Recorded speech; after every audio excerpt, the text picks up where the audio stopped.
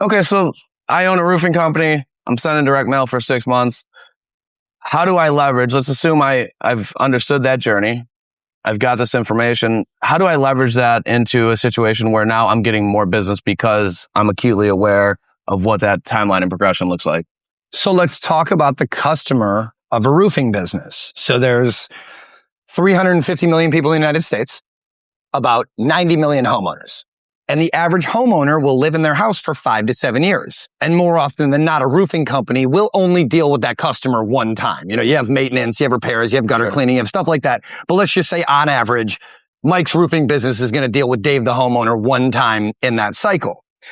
Well, now you look at where is that home? We're all, whether you're in Miami or Manhattan or Mena, Arkansas, depending on the size of your market, it's what I think as business owners, we get really focused on growth. And as we all know, especially in home service, everyone needs a roof. Everyone could use windows. Everyone could get siding put on.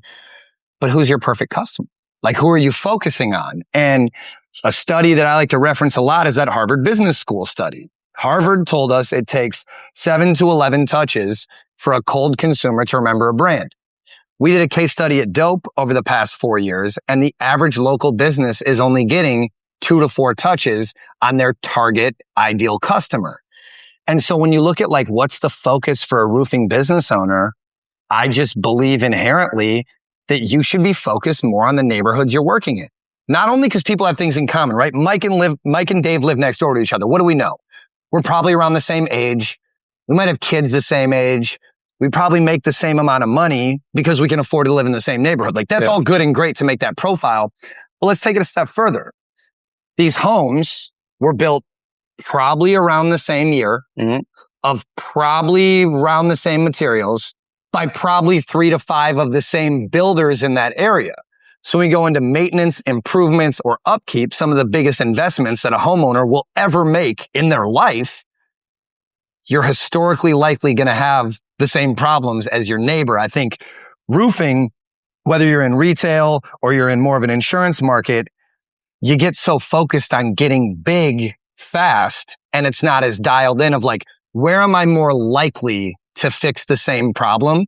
And 9 out of 10 times, it's simply in the neighborhoods you're already working in. And sadly, roofing business owners, it's like popcorn marketing. They're trying to do it all over the place instead of inherently focusing on just back to the first question. Where am I doing something right now? And how do I keep focusing on that, the slow grind, versus there's some other opportunity over here that I'm not seeing, the consistency. It's a really well thought out answer. It's all, and this is not scripted, but I feel a lot like you've been asked that question before. Once or twice. I mean, here's the thing.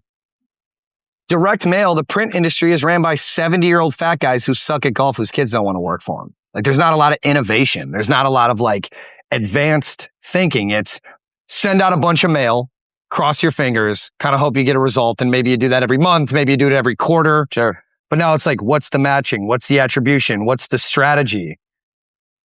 I feel very strongly that the data in your business will tell a story if you simply take it. But you got to read the book.